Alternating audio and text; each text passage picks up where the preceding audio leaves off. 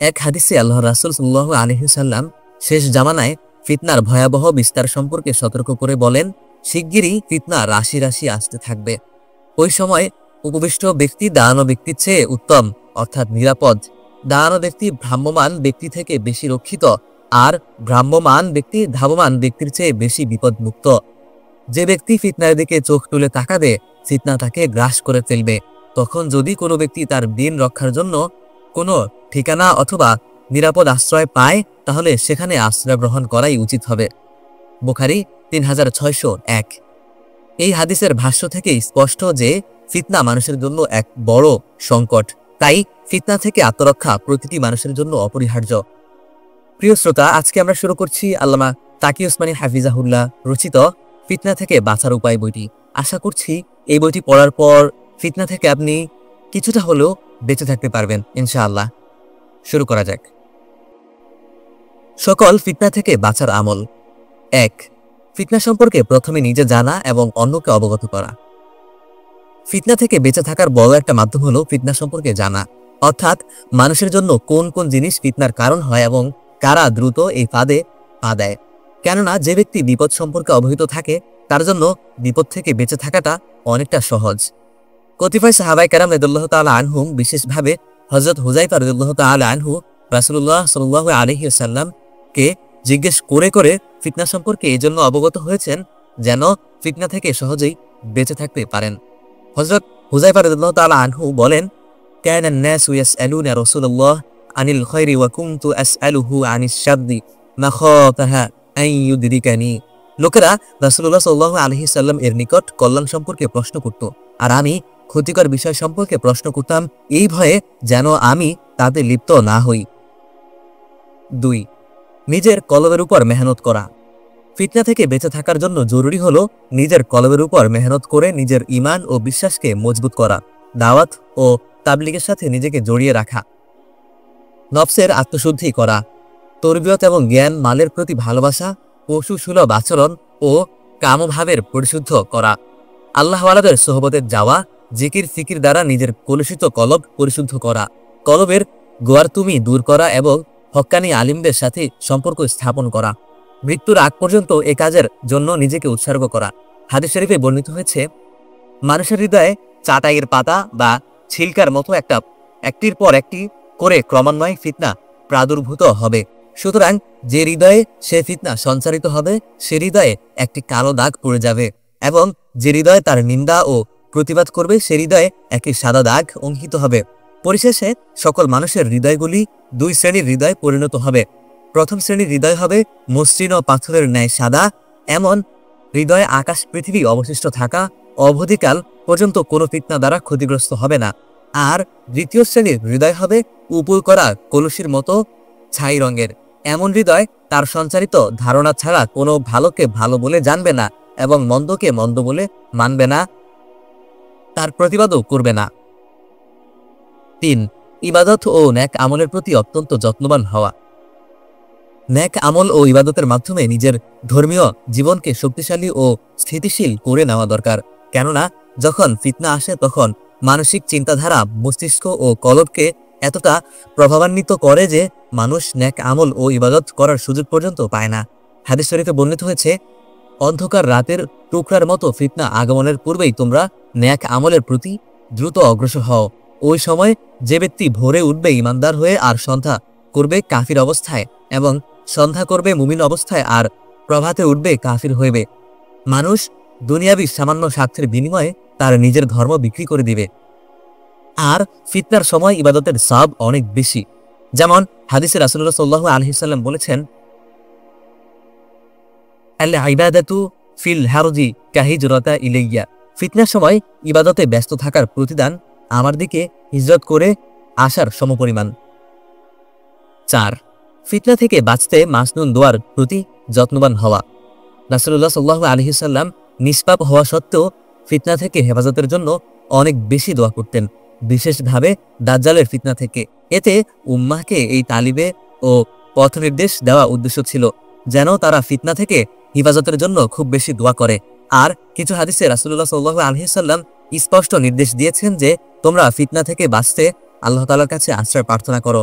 হযরত আবু হুরায়রা রাদিয়াল্লাহু তাআলা আনহু বলেন, আল্লাহর কাছে তার আযাব থেকে রক্ষা পাওয়ার জন্য আশ্রয় চাও, কবরের আযাব থেকে বাঁচার জন্য আল্লাহর কাছে আশ্রয় চাও, আর জীবন ও মৃত্যুর ফিতনা থেকে বাঁচার জন্য আল্লাহর কাছে আশ্রয় চাও। সূরা সহিহ মুসলিম 588। রাসূলুল্লাহ সাল্লাল্লাহু আলাইহি ওয়াসাল্লাম তাদের যেভাবে কোরআনের সূরা শেখাতেন ঠিক তেমনিভাবে এই দোয়াটিও শেখাতেন। হে আল্লাহ, আমরা তোমার কাছে জাহান্নামের আযাব থেকে আশ্রয় চাই, আমি তোমার নিকট পানাহ চাই কবরের আযাব থেকে, আমি তোমার কাছে মাসিহ দাজ্জালের ফিতনা থেকে আশ্রয় চাই, আর আমি তোমার কাছে জীবন ও মৃত্যুর ফিতনা থেকে আশ্রয় চাই। আল্লাহুম্মা ইন্না নাউযু বিকা মিন আযাবি জাহান্নাম ওয়া আউযু বিকা মিন আযাবিল কবর ওয়া আউযু বিকা মিন ফিতনাতিল মাসিহিদ দাজ্জাল ওয়া আউযু বিকা মিন ফিতনাতিল মাহইয়া ওয়া মামাত। মুসলিম ইবনু হাজ্জাজ রাহমাতুল্লাহি আলাইহি বলেন, আমি জানতে পেরেছি তাউস তার পুত্রকে জিজ্ঞাসা করলেন, তুমি কি নামাজ আদায়ের সময় এই দোয়াটি পড়েছ? সে বলল, না। এ কথা শুনে তাউস বললেন, তুমি পুনরায় নামাজ আদায় করবে। সুতরাং নিম্নোক্ত দোয়াসমূহ প্রতিটি মুসলমানদের জন্য দোয়া কবুলের সময় পড়া উচিত। আল্লাহুম্মা ইন্নী আউযু বিকা মিন আযাবিল কবর, আল্লাহুম্মা ইন্নী আউযু বিকা মিন আযাবিন নার, আল্লাহুম্মা ইন্নী আউযু বিকা মিন ফিতনাতি মা যাহারা মিনহা ওয়া মা বাতানা, আল্লাহুম্মা ইন্নী আউযু বিকা মিন ফিতনাতিল আ'ওয়ার আল কাযিব। 5. যথাসম্ভব নিজেকে ফিতনা থেকে দূরে সরিয়ে রাখা। হাদিস শরীফে বর্ণিত হয়েছে, শীঘ্রই এমন ফিতনা দেখা দিবে যখন বসে বসে থাকা ব্যক্তি দাঁড়ানো ব্যক্তি হতে ভালো থাকবে, আর দাঁড়ানো ব্যক্তি তখন চলমান ব্যক্তি হতে ভালো থাকবে, আর চলমান ব্যক্তি তখন দ্রুতগামী ব্যক্তি হতে ভালো থাকবে। যে ফিতনায় লিপ্ত হবে তাকে সে ফিতনা ধ্বংস করে দেবে, আর যে তখন কোনো আশ্রয়স্থল পাবে সে যেন সেখানেই আশ্রয় নেয়। সহিহ মুসলিম 2887। এমন ফিতনার সময় নিম্নোক্ত কাজগুলো করা। ক. নিজেকে ঘরে আবদ্ধ করে রাখা এবং বিনা কারণে বাইরে বের না হওয়া। সাহাবায়ে কেরাম রাদিয়াল্লাহু তাআলা আনহুম রাসূল সাল্লাল্লাহু আলাইহি ওয়াসাল্লামকে বললেন, ইয়া রাসূলুল্লাহ, আমাদের সে সময় কি করতে নির্দেশ দেন, তখন আমরা কিভাবে জীবনযাপন করব? রাসূল সাল্লাল্লাহু আলাইহি ওয়াসাল্লাম বললেন, কুনু আহলাসা বুয়ুতিকুম, সেই সময় তোমরা আপন ঘরের চট হয়ে যাও, অর্থাৎ বিছানা যেমন ঘরে পড়ে থাকে তেমন তোমরাও ঘরে বসে থাকবে, অর্থাৎ ফিতনায় জড়িত হবে না। খ. শহরে জীবন, যেখানে ফিতনার আশঙ্কা বেশি, ছেড়ে গ্রামীণ পরিবেশে কানাআতের সাথে জীবন যাপন করা।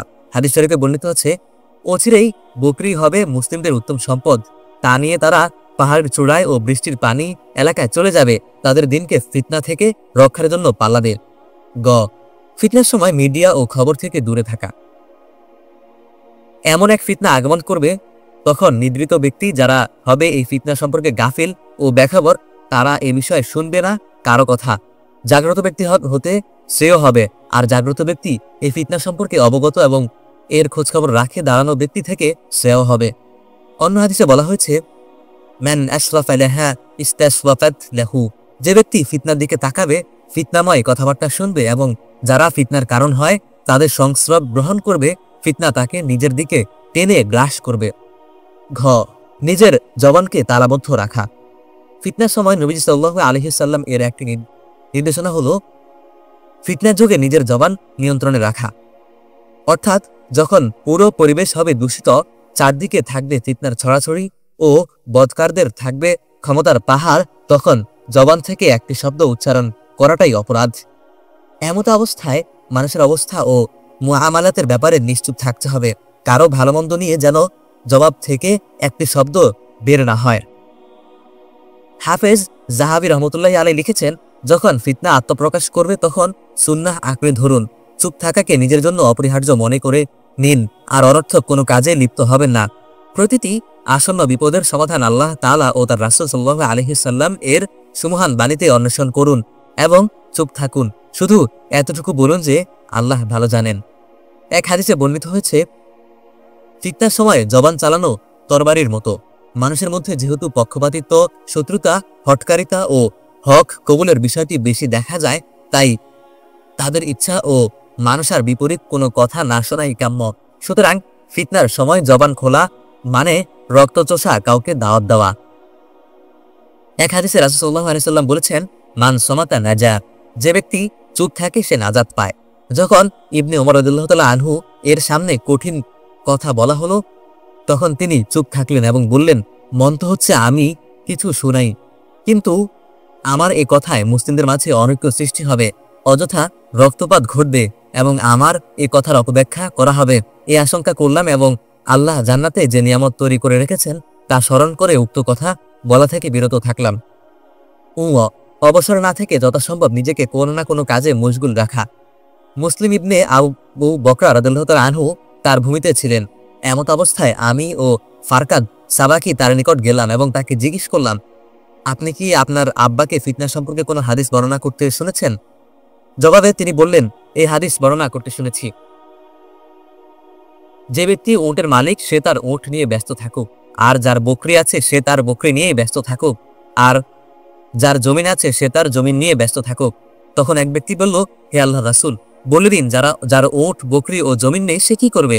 উত্তরে তিনি বললেন, সে তার তরবারি হাতে নিয়ে প্রস্তর আঘাত করবে, তার ধারালো তীক্ষ্ণ অংশে চূর্ণ করে ফেলবে, অতঃপর সে রক্ষা পেতে সক্ষম হলো, রক্ষা লাভ করবে।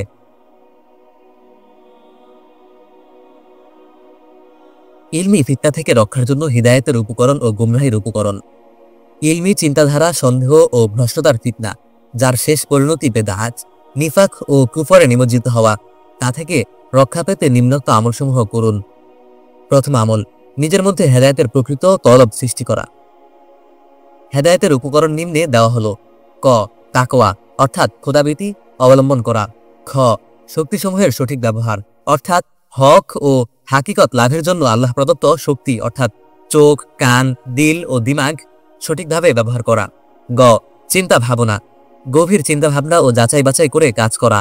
ঘ. কোরআন ও সুন্নাহর অনুকরণ অর্থাৎ কোরআন ও সুন্নাহ শেখার ক্ষেত্রে সালাফে সালেহিন অর্থাৎ আহলে সুন্নাত ওয়াল জামাত এর ব্যাখ্যা শেখা এবং শেখার যে পদ্ধতি সহি পদ্ধতি আছে সে পদ্ধতি অনুযায়ী শেখা এবং তা দৃঢ়ভাবে আঁকড়ে ধরা অর্থাৎ ব্যক্তিগত ও সামাজিক জীবনে এগুলোই নিজের দাস্তুরুল আমল তথা কর্মপন্থা নির্ধারণ করা এবং এরই দাওয়াত দেওয়া। হেদায়েতের জন্য দোয়া করা অর্থাৎ হক ও সত্যকে পাওয়ার জন্য পাবন্দির সাথে দোয়া করতে থাকা। যদি কোনো বিষয়ে সন্দেহ হয় এবং সঠিক দিকটা বুঝে না আসে তাহলে বেশি বেশি ইস্তেখারা করে আল্লাহ তাআলার দিক নির্দেশনা নেওয়া। দ্বিতীয় আমল, হেদায়েতের প্রতিবন্ধকতা অর্থাৎ ভ্রষ্টতার উপকরণ থেকে বেঁচে থাকা। ভ্রষ্টতার উপকরণ নিম্নে তুলে ধরা হলো: ক. দাম্ভিকতা ও ইলমি ঔদ্ধত্য, নিজের ইলেম মেধা ও মেধা শক্তির উপর আত্মম্বরিতা, গোয়ার্তুমি বিস্ময়কর মতামত, নিজে নিজেকে এবং নিজের দলকে এবং নিজের কথাকে শতভাগ ইখলাসের উপর ভিত্তি বলে মনে করা এবং অন্যদের শতভাগ ভুল মনে করা এবং নিজের মতামতকেই সর্বদা সঠিক মনে করা থেকে বেঁচে থাকা। খ. বিদ্বেষ, বৈষম্য, একগুমি, আত্মম্ভরিতা, শত্রুতা, বৈরিতা এবং বিরোধিতা থেকে বেঁচে থাকা। গ. আকাঙ্ক্ষা, লক্ষ্য ও স্বার্থকে জীবনের আসল উদ্দেশ্য বানানো থেকে বেঁচে থাকা। ঘ. রেশম রেওয়াজ, পৈতৃক পরিবার ও পারিবারিক প্রথার অন্ধ অনুসরণ থেকে বেঁচে থাকা। উ. ক্ষমতার অপব্যবহার, হক ও সত্যকে পাওয়ার জন্য রবের দেওয়া শক্তিকে ব্যবহার করতে নিম্নোক্ত গাফলতি ভুলেও না করা। চিন্তা ভাবনা ও যাচাই বাছাই ভেবেচিন্তে কাজ করা, বোঝার চেষ্টা না করা, অন্যের কাছ থেকে বোঝার প্রচেষ্টা না করা। শ্রবণ না করা, দিনের কথাবার্তা না শোনা, উপদেশমূলক কথাকে মূল্যায়ন না করা এবং জানা অজানা বারবার করে ফেলা। সঠিকভাবে শ্রবণ না করা, যেভাবে শোনা দরকার সেভাবে না শোনা। বিদ্বেষ, হক চেনার পরও হিংসা, বিদ্বেষ, আসাবিয়াত, দলাবন্ধতা, শত্রুতার জেরে অস্বীকার করা এবং হকের বিরোধিতা করা। আমলই ফিতনা থেকে রক্ষার জন্য আমল: ১. খাহেসাতকে পরাস্ত করা। ২. হিম্মতের সাথে কাজ নেওয়া।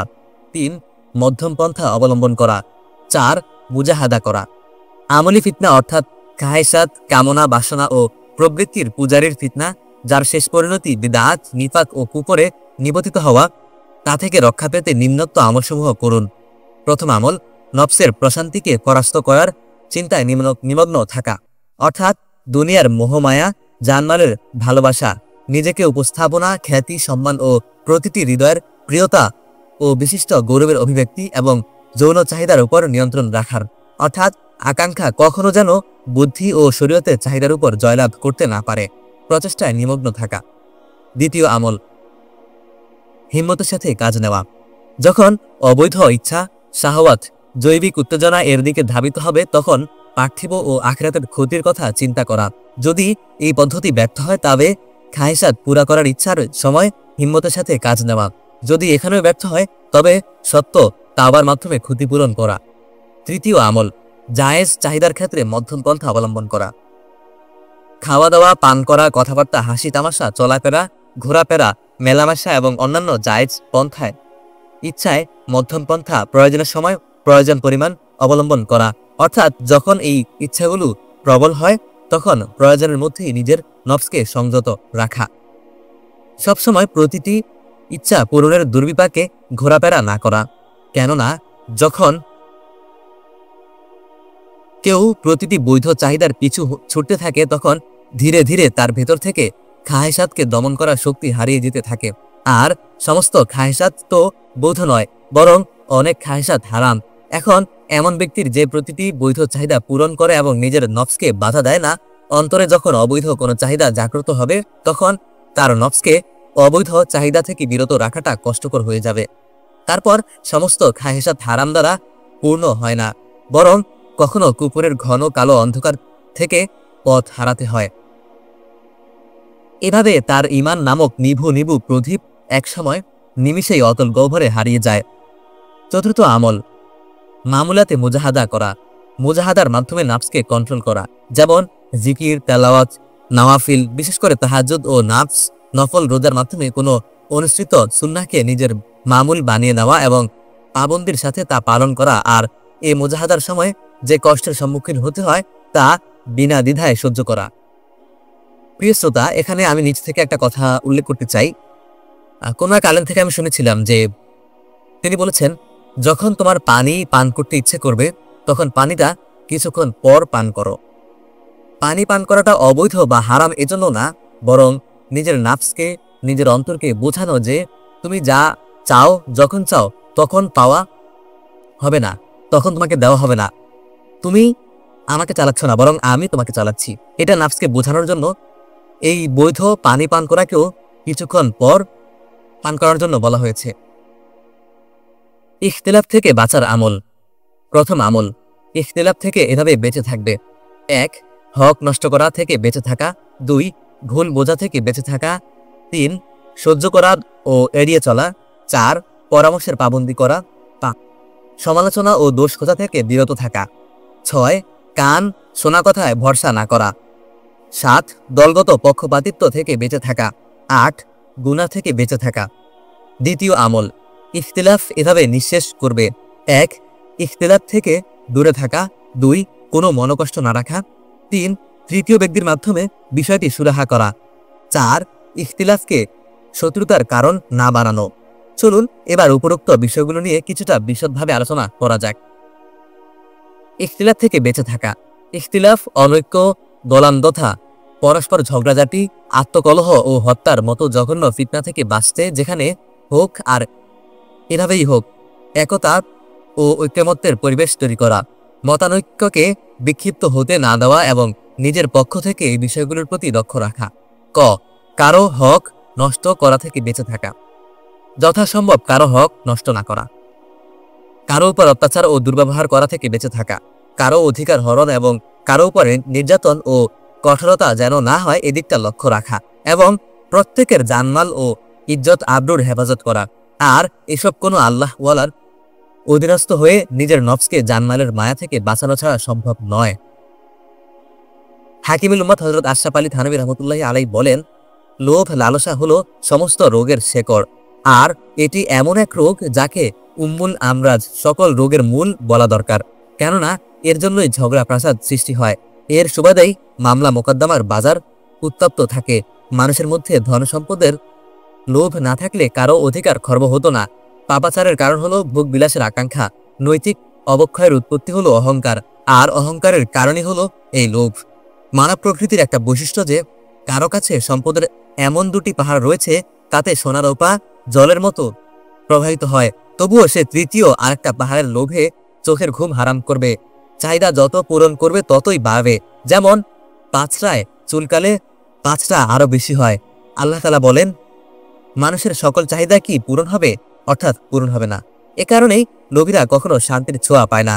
তাদের লালসার উদর কবরের মাটি ছাড়া অন্য কোনো জিনিস দ্বারা পূর্ণ হয় না। চাহিদা পূরণ হওয়া মাত্র আরেকটা চাহিদা মাথাচাড়া দিয়ে উঠে। তারা তাকদীরের উপর সন্তুষ্ট নয়। তাদের মনোবাসনা হলো এটাও যদি হাতে পাই আর ওটাও যদি হাতে পাই। সকল আশা পূরণ হওয়াটা মুশকিল, ফলে দুশ্চিন্তা তাদের পিছু ছাড়ে না।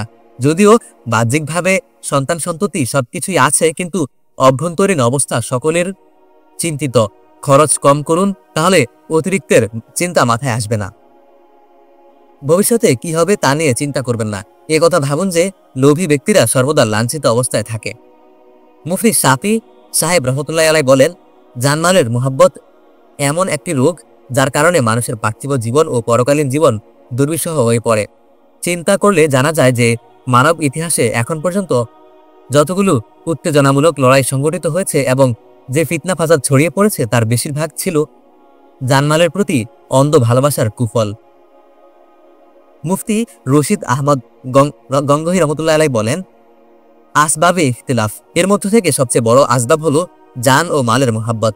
এই দুটির কারণেই আমরা দিবারাত্রি পরস্পর মতানৈক্য, ফিতনা ফাসাদ, লড়াই ঝগড়া, মারামারি, হানাহানি ও খুন খারাপি ইত্যাদি হাজারো সমস্যা প্রদর্শন করি।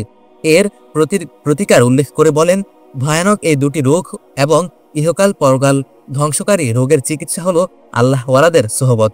যদি এটা সম্ভব না হয় তাহলে তাদের উচিত মালফুজাত এবং মৃত্যুর মোরাকাবা করা। খ, ভুল বোঝাবুঝি থেকে বেঁচে থাকা। যথাসম্ভব নিজ থেকে কোনো ভুল বোঝাবুঝির পরিবেশ সৃষ্টি হতে না দেওয়া। প্রতিটা কথা এবং কাজকর্মে এই সতর্কতা অবলম্বন করা, যে কথার কারণে সম্মুখে উপস্থিত ব্যক্তি ভুল বোঝার আশঙ্কা রয়েছে, নিজ থেকে আমি তা পরিষ্কার করে দেব। গ, সহ্য করা বা উপেক্ষা করা। যথাসম্ভব অন্যের পক্ষ থেকে কৃত হক নষ্ট এবং বাড়াবাড়ি সহ্য করা, সবকিছু উপেক্ষা করা, কোরবানি ও আত্মত্যাগ প্রদর্শন করা। জজবাতি জবাব প্রকাশ না করা, কেননা বাস্তবতা হলো মজবুত ঐক্যের ভিত্তি গড়ে ওঠে কোরবানি ও আত্মত্যাগের মাধ্যমে। যেমন কোনো দালান তখন দাঁড়ায় যখন কিছু ইট মাটির বুকে গাঁথতে তৈরি থাকবে, ঠিক তেমনি কোনো প্রকৃত ঐক্য শুধু তখনই গড়ে উঠবে যখন কোরবানি ও আত্মত্যাগ প্রদর্শন করতে প্রস্তুত থাকবে। এছাড়া মানব ঐক্যের অস্তিত্ব এতটাই অসম্ভব যতটা ইট মাটিতে দাফন করা ব্যতীত দালানের অস্তিত্ব গড়ে তোলা অসম্ভব। এক হাদিসে এসেছে, জুবাই ইবনে আদি রহমতুল্লাহ আলাই থেকে বর্ণিত, তিনি বলেন, আমরা আনাস ইবনে মালিক রাদিয়াল্লাহু তাআলা আনহু এর নিকট গেলাম এবং হাজ্জাজের পক্ষ থেকে মানুষ যে নির্যাতন ভোগ করেছে সে সম্পর্কে অভিযোগ পেশ করলাম। তিনি বললেন, ধৈর্য ধারণ করো, কেননা মহান প্রতিপালকের সাথে মিলিত হওয়ার পূর্ব পর্যন্ত, অর্থাৎ মৃত্যুর পূর্ব পর্যন্ত তোমাদের উপর এমন কোনো যুগ অতিবাহিত হবে না যার পরবর্তী যুগ তার চেয়েও নিকৃষ্টতর নয়। তিনি বলেন, এ কথাটি আমি তোমাদের নবী করিম সাল্লাল্লাহু আলাইহি ওয়াসাল্লাম থেকে শ্রবণ করেছি। যথাসম্ভব নিজের হকের জন্য ঝগড়া করবেন না। লড়াই ঝগড়া ও ফিতনা ফাসাদ থেকে বাঁচতে নিজের হক ছেড়ে দেওয়া এবং কোরবানি করাটা বহুত বড় আমল। আপনি যদি সামান্য কিছু ত্যাগ করেন তাহলে আপনি কিছু পেতে পারেন। পার্থিব বিষয়ে তো আপনি এর উপর আমল করবেন যে সামান্য কিছু ত্যাগ করে আপনি অনেক কিছু পাওয়াটাকে সফলতা মনে করছেন এবং নিজের হক ছেড়ে আপনি নিজের আখিরাতের অনেক বড় বড় বিষয় সমাধান করলেন। হাদিসে বর্ণিত হয়েছে, তোমার উপর থাকা মানুষ এর হক আদায় করো এবং নিজের হক রবের কাছে প্রার্থনা করো। হক চাওয়ার ক্ষেত্রে নম্র ব্যবহার করে নবীজির রহমতের দোয়া নিতে পারেন। রাসূলুল্লাহ আলাইহি ওয়াসাল্লাম বলেছেন, যে ব্যক্তি ক্রয় বিক্রয় এবং পাওনা তাগাদায় নম্র ব্যবহার করে মহান আল্লাহ তাআলা তার উপর রহম করেন। হক চাওয়ার ক্ষেত্রে নম্র ব্যবহার করে আপনি নিজের গুনাহ মাফ করাতে পারেন। রাসূলুল্লাহ সাল্লাল্লাহু আলাইহি ওয়াসাল্লাম বলেছেন, তোমাদের পূর্ববর্তী যুগের এক ব্যক্তিকে আল্লাহ মাফ করে দিয়েছেন।